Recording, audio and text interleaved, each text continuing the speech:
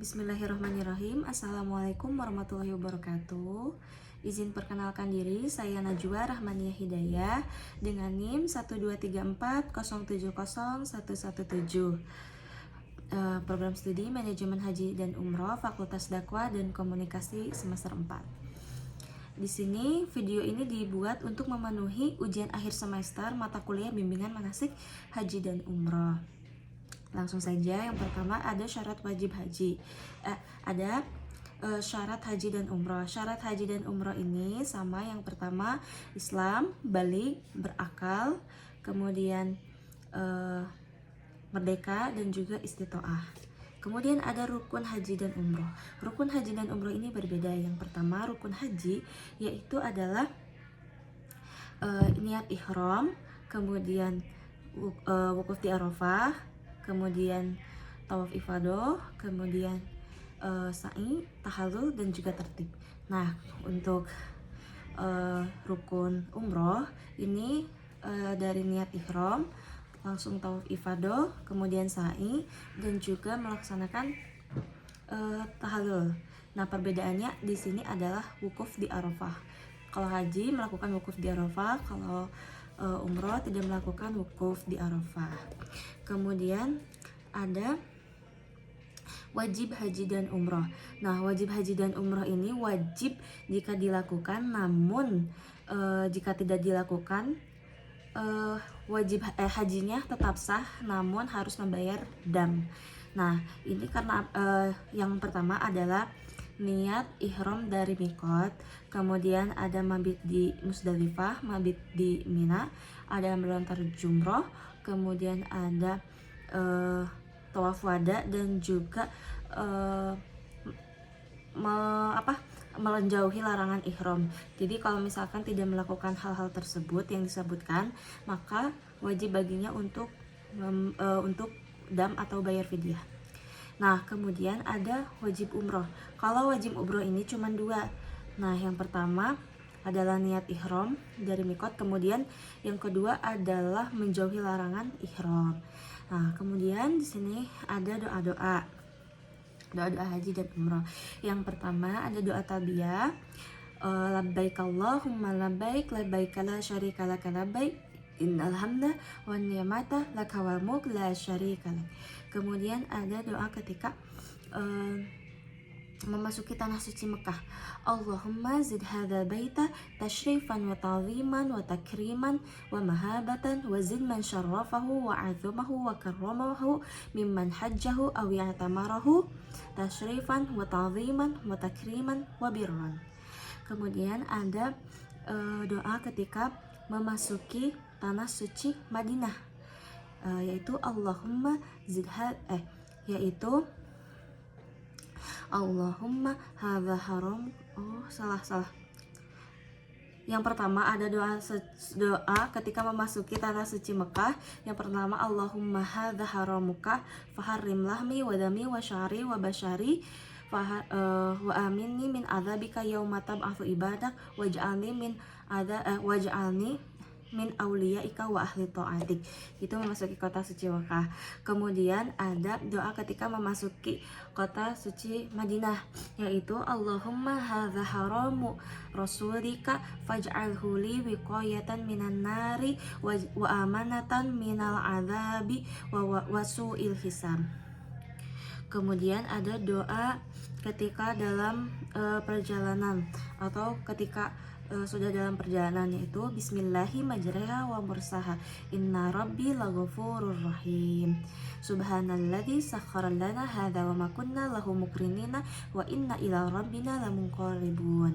Kemudian doa ketika melihat Ka'bah, yang seperti yang tadi disebutkan, yaitu Allahumma zid hadzal baita tashrifan wa ta'ziman wa takriman wa mahabatan wa zid man syarrafahu wa karramahu wa 'azamahu mimman hajjahu aw i'tamarahu tashrifan wa ta'ziman wa takriman wa birran. Nah, kemudian ada doa tawaf pertama. Doa tawaf ini sebenarnya boleh satu doa, tapi ada juga doa-doa yang sesuai putarannya. Nah, ada doa yang pertama yaitu tawaf yang pertama yaitu Allahumma imanan bika wa tasdiqan bi kitabika wa wafa'an bi ahdika wa tiba'an li sunnati nabiyika Muhammadin sallallahu alaihi wasallam. Kemudian ada doa tawaf yang kedua yaitu Rabbana zalamna anfusana wa illam taghfir lana wa tarhamna lanakunanna minal khasirin. Kemudian ada doa tawaf yang ketiga, Rabbi auzi'ni an ashkura ni'mataka allati an'amta alayya wa ala walidayya wa an a'mala salihan salihan tardahu wa adkhilni bi rahmatika ya arhamar rahimin. Kemudian doa tawaf yang keempat ada Rabbighfirli wa liwalidayya warhamhuma kama rabbayani shaghira. Doa tawaf yang kelima Rabbana hab lana min azwajina wa dhurriyyatina qurrata a'yun waj'alna lil muttaqina imama. Kemudian ada yang keenam Rabbighfirli warhamni wajbuni warfa'ni warzuqni wahdini wa'afini wa'fu'arni. Doa tawaf yang ketujuh yaitu Allahumma antas salam wa minkas salam wa ilaika ya'udu salam fahayyina ya'udu salam fahayyina rabbana bisalam wa adkhilna jannata daras salam tabarakta rabbana wa ta'alaita ya dzal jalali wal ikram. Kemudian ada doa tawaf di antara rukun yamani dan juga Hajar Aswad yaitu Rabbana atina fid dunya hasanah wa fil akhirati hasanah wa qina adzabannar wa adkhilna jannata ma'al abrar ya aziz ya ghafar ya rabbal alamin. Kemudian doa ketika meminum air zam-zam. Allahumma inna nas'aluka ilman nafi'an wa rizqan wasi'an wa shifaan min kulli da'in wa saqamin. Kemudian ada doa sa'i ketika di bukit Safa dan Marwah yaitu Allahu Akbar, Allahu Akbar, Allahu Akbar, Allahu Akbar walillahil hamd. Allahu Akbar ma hadana. Allahu Akbar ma hadana walhamdulillahi ma ala ma aulana. La ilaha illallah wahdahu la syarikalah lahul mulku wa lahul hamdu yuhyi wa yumitu wa huwa ala kulli syai'in qadir. La ilaha illallah La ilaha illallah wahdahu la syarikalah lahu jaza wa'dah wa nasara 'abdah wa hazamal ahzaba wahdah. La ilaha illallah wa la na'budu illa iyyahu mukhlishina lahuddin wa karihal kafirun. Kemudian adapun doa sa'i Rabbana amanna bima anzalta alai wattaba'na rasula faktubna ma'asy syahidin. Kemudian ada doa ketika berada di garis hijau Rabbighfir warham wa'fu watakarram watajawaz amma ta'lam innaka ta'lam ma la na'lam innaka antallahul azizul akram. Kemudian ada doa tahlul yaitu Allahumma ij'al likulli sya'rin nuran yaumal qiyamah. Kemudian doa ketika melempar jumroh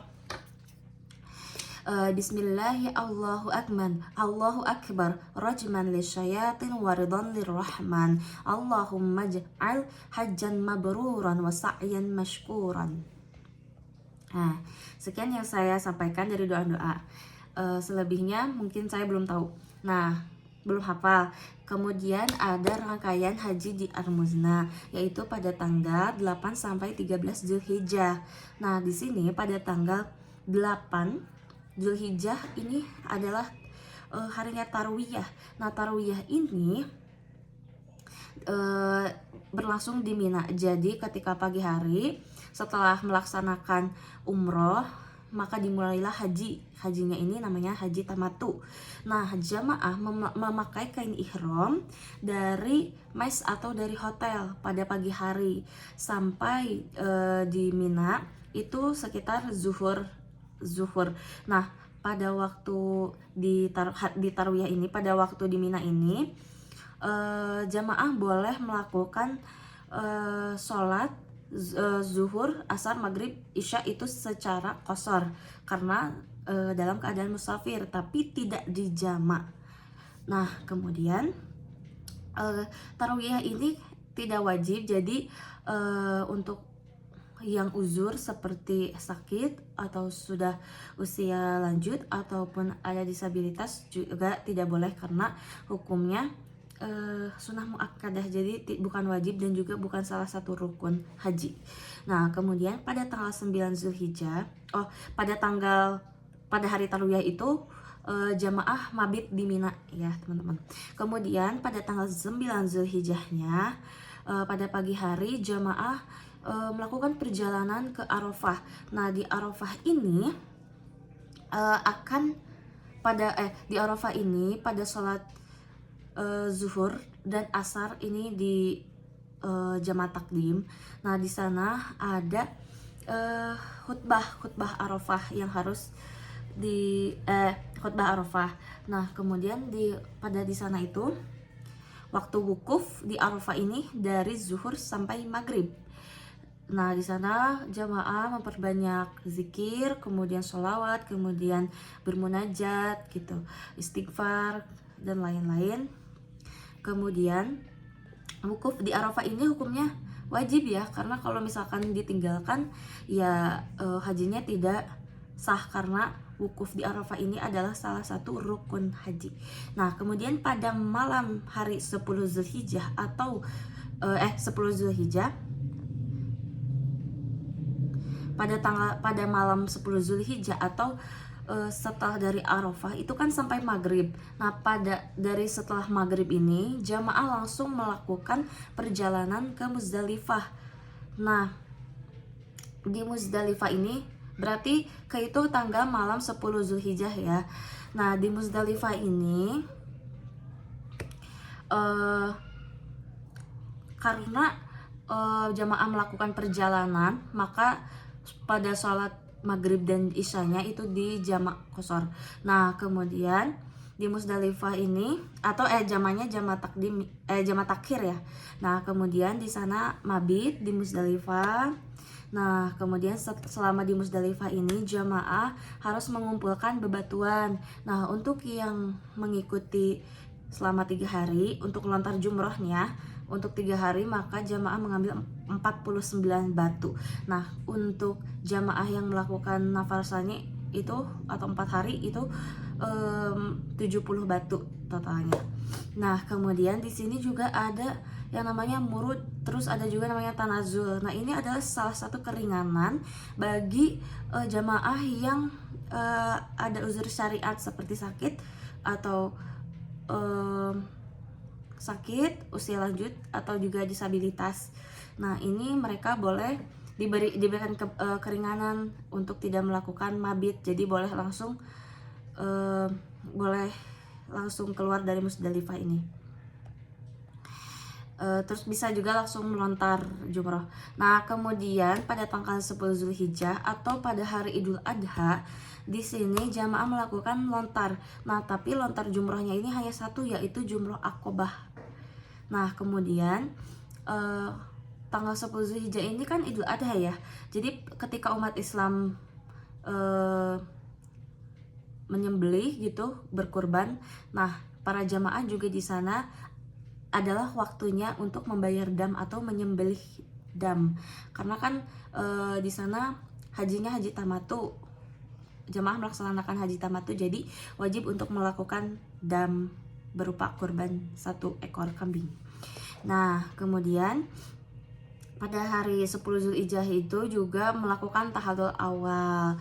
Kemudian setelah tahallul awal boleh berpakaian biasa, tapi belum boleh hubungan suami istri. Nah kemudian pada hari tanggal 10 Zulhijjah ini juga jamaah ada sebagian yang boleh melakukan tawaf ifadah, sa'i dan juga tapi itu sebagiannya ya, jadi ada sebagiannya yang lain yang belum bisa. Nah kemudian pada tanggal 11 dan 12 Zulhijjah ini kegiatannya adalah para jamaah melontar jumroh 3, yaitu jumroh ula, wusta dan juga jumroh Aqobah. Nah pada setiap jumrohnya jamaah melempar 7 butir batu. Nah kemudian waktu untuk jumrohnya tuh dari tergelincirnya matahari sampai terbenam. Nah waktunya itu sampai maghrib ya. Nah untuk jamaah yang mau mengikuti nafar sani maka bermalam lagi di sana di Mina. Tapi kalau untuk jamaah yang tidak mau melakukan nafar sani maka boleh langsung melanjutkan kembali ke Mekah untuk melanjutkan program haji itu. Nah, tapi kalau misalkan yang mengikuti nafar sani, nafar yang tidak mengikuti nafar sani ini, kalau waktunya sampai maghrib. Jadi kalau misalkan setelah melewati maghrib, maka jamaah harus mengikuti nafar sani. Nah, kemudian pada tanggal 13 Zulhijjah atau hari nafar sani ini, hari terakhir, jamaah sama melakukan lontar jumroh sebanyak 3 jumroh, ula wusto dan juga akobah. Kemudian setelah melempar jumroh, jamaah kembali ke Mekah untuk melaksanakan tawaf ifadah, sa'i dan juga tahallul sani. Nah, kemudian adapun pengertian dari tawaf ifadah, sa'i dan juga tahallul sani. Tawaf ifadah ini merupakan tawaf yang termasuk pada rukun haji, yaitu mengelilingi Ka'bah sebanyak 7 kali dimulai dari Hajar Aswad dan berakhir di sana. Nah, kemudian dilakukannya itu setelah wukuf di Arafah dan lontar jumroh. Nah, bisa saat setelah melakukan wukuf di Arafah kan ada sebagian. Nah, ada juga yang setelah lontar jumroh yang terakhir boleh melakukan tawaf ifadah. Nah, kemudian tawaf ifadah ini kalau udah rukun haji ya, jadi kalau misalkan ditinggalkan maka hajinya tidak sah. Nah, kemudian ada sa'i haji. Sa'i haji ini adalah berlari-lari kecil antara Bukit Sofa dan juga Marwah. Nah, kemudian ada garis hijau di sana, di mana jamaah disunahkan untuk berlari-lari kecil, tapi setelah keluar dari garis hijau boleh jalan kaki biasa. Nah, kemudian sa'inya ini harus dibarengi dengan doa dan juga niat. Nah, terus juga kalau misalkan untuk yang haji tamatu ini, kalau misalkan saat umrah sudah melakukan sa'i, maka tidak perlu melakukan lagi ketika haji. Nah, kemudian ada tahallul sani. Tahallul sani ini adalah mencukur rambut tapi lebih menyeluruh. Kalau tahallul ula kan dilakukannya pada tanggal 10 Zulhijjah pada Idul Adha. Nah, tapi tidak menyeluruh. Nah, kalau misalkan tahallul sani dilakukannya setelah melantar jumroh yang ketiga. Yang nafar sani itu atau nafar ula. Jadi itu mencukurnya lebih menyeluruh. Kemudian setelah tahallul maka sudah bebas ihram, seluruh larangan ihram, kemudian termasuk berhubungan suami istri.